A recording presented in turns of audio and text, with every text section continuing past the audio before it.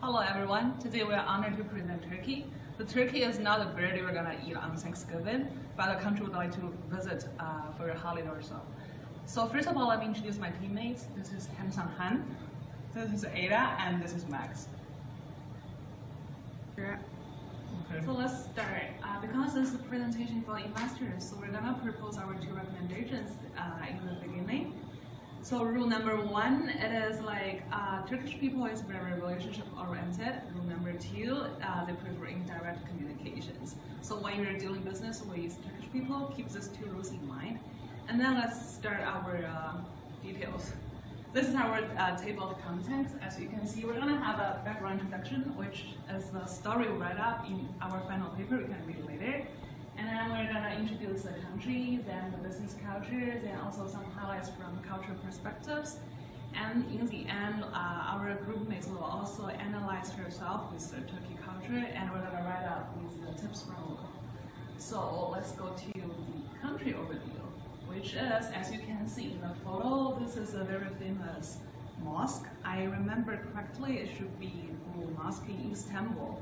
As you can see from the architecture, you can tell Turkey is a country of Islam, which means they have some special tradition from other countries, such as they got Ramadan, if I pronounce correctly. It is a period that they cannot eat anything when the sun is in the air. And the capital city is Ankara, right? It's Ankara. I even argued with my teammates yesterday because I saw it's Istanbul, which I checked from the World Fact Book. It is actually Ankara. Istanbul was a capital back to centuries ago, which when Turkey is still as the Ottoman Empire. And the population is 18 million till now, and 3/3 of them are Turkish original. And then let's go to the further details regarding the geography. As you can see from this map, Turkey is located across the two continents, which is Europe and Asia, and it is surrounded by Black Sea, so it has a very good geographical location. And because of the unique location of the combination of Eurasia, Turkey have a well-blended culture with Western and Oriental, which means, lucky for them, these two culture and civilization select pretty well, and they're modernized and they're traditional. And since we're the investors, we also have to look at the financial status. As you can see, Turkey ranks 17th largest across the country, across the world, and with a GDP of $736 billion till year 2007 for now, actually. And then we can also have a brief look of the FDI, which stands for Foreign Direct Investment. It is quite fluctuated. As you can see here, after year 2008, the world famous financial crisis, the whole investment was going down really low, but it started to rebound since 2011. It is fluctuated, and it reached to like $12 billion till last year. Considering all the factors we've explained, we think it is a great country to invest. That's why we're doing this research. And for business culture, I will let my teammates Han to further explain. Thank you, Andrea, for introducing Turkey. Now I'm going to introduce you the business culture. Business is a personal matter in Turkey, and it's very important to develop a business personal relationship and to gain trust from your Turkish counterparts. It is very important for you to gain the trust from your Turkish counterpart because it will help you to have like a smooth business relationship. For the meeting for the first time, you can go in either tea and coffee meal, and you can talk about like other topics like Turkish culture, football, rather than a critical business topic. For example, prices. And in Turkey, base will be replacing as Mr. and Bayan will be replacing Mrs. followed by your surname. A personal relationship is essential basis for a successful business affiliation.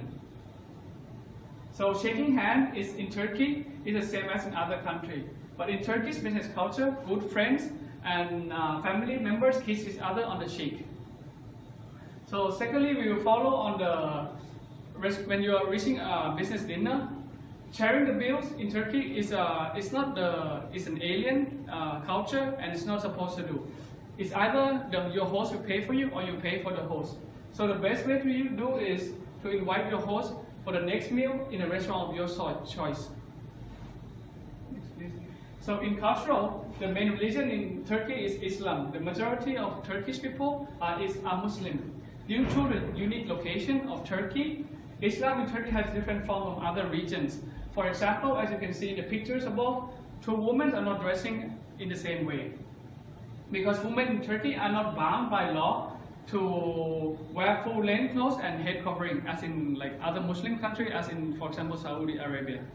Next, please.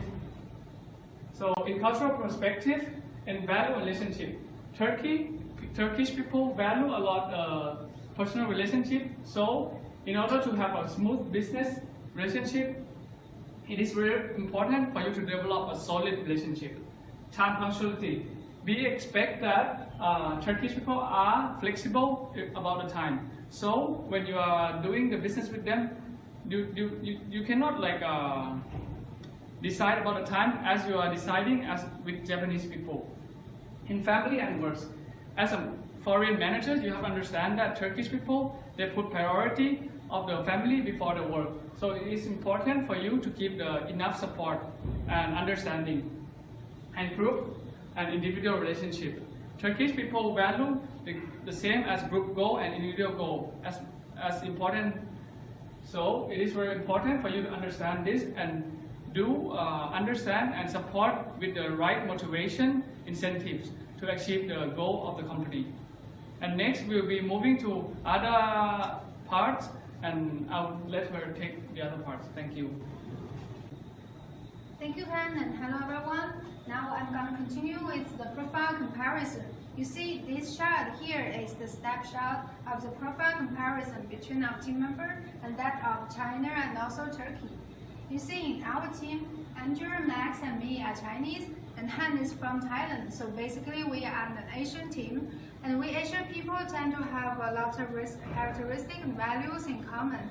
For example, we tend to value the harmony and cooperations within the group, and then we defer to the status and ranks. We tend to not to argue with the people above us, and we are more tolerant about the differential treatment within the hierarchical systems, and we are in a moderately low level of the risk tolerance, and we more prefer avoid giving feedback publicly or directly, and we tend to consider a good relationship is the key to the success.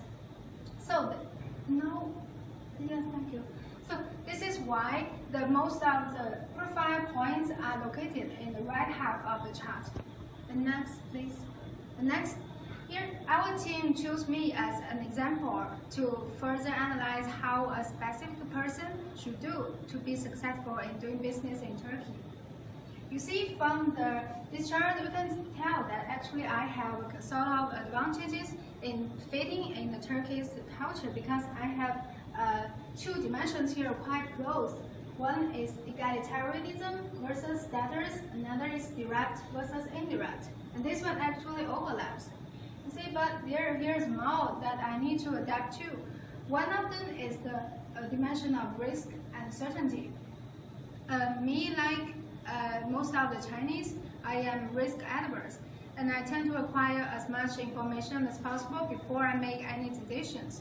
And besides, my first job after graduation was an English translator, and that job required me to highly focus on every word and make sure it is grammatically correct. However, you see, the Turkish people here is almost neutral here, so that means they are quicker than me in making the decisions, and they value flexibility more. The next distinction is about the task versus relationship.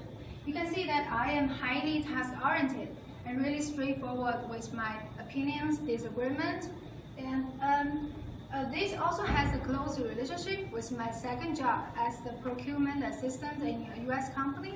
The U.S. company applied a standard cooperation process, and it is prevailed with a culture that are really highly committed to task, less importance on the relationship building or network. So about this analysis, our team come up with 4 recommendations. The first one is I need to focus on the key information rather than the details to speed up my decision-making process. And I also need to make flexible schedules on meetings, etc. And I need to prepare for the potential adjustments. And second, I need to actively participate in the social activities to build up a solid relationship. For example, join the tea and visit people's house. And I need to remember to prepare the wine and flower as a gift when I visit someone's house. And in building up the conversations, the football, the Turkish history are always the good topics, and I can also share my family pictures with them. But I shall never mention about politics, religions, or ethics relationship in Turkey, and I shall always avoid the discussion about the Turkey's relationship with its neighbor countries. And thirdly, when I express my disagreement, I better apply a sandwich strategy, and probably I should invite people to have a drink or lunch together. And about paying, I should never try to share the bill if I am invited, and it's a good choice. Better I treat them back later on. Last but not leastly, before I building up the relationship, I share a good strategy to involve the third party to get connected with my target counterparties. And next, our team actually interviewed with a person that actually do business in Turkey. And let's introduce Max for further share about what we learned from that people. Thank you. Okay, thank you. And here I want to share you with some tips for Chinese people doing business in Turkey. We actually interviewed a trading expert, Cindy. She's a Chinese businesswoman who has been trading costumes from China to Turkey for over 5 years. Let's first talk about how to avoid or to manage transaction risks in Turkey. You're facing 3 major types of risks on money product settlement, breaches of contracts, or even commercial frauds. Here we recommend you to select counterparty with good reputation. You will wish to check their license before you do business with them, and also you should search for the information on a searching engine. Fraud cases are exposed on this website. This is the Ministry of China Commerce, Turkey website. All the cases here are released by Chinese government, so it's highly trustable. Do on-site audits if possible.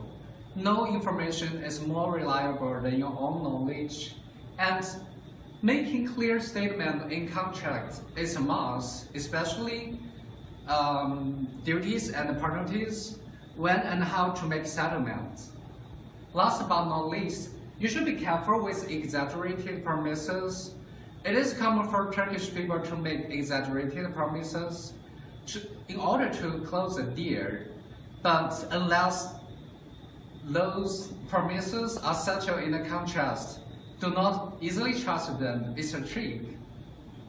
Let's talk about how to communicate effectively in a business negotiation. Generally speaking, face-to-face meeting is preferred by Turkish people. Also, telephone calls are acceptable. However, sending messages and emails are not favored. That's because Turkish people wish to enhance relationship by face-to-face meeting, which is pretty much as Chinese people do. Here we want to recommend you to respond warmly to Turkish passion. Turkish people are enthusiastic and passionate and hospitable. Some Chinese people would feel overwhelming at the beginning. They act cold, which will make them feel uncomfortable. Mindfully express your needs. In China, some people regard themselves as God when they are the person who paid money, when they are clients, when they are customers. This is not going to work in Turkey. Do not express your needs in a or giving way. Compliments also can work here. In China, people use compliments to create a pleasant conversation atmosphere. Then you can bring out your requirements, so it can also work here. So that's all. Thanks for your listening.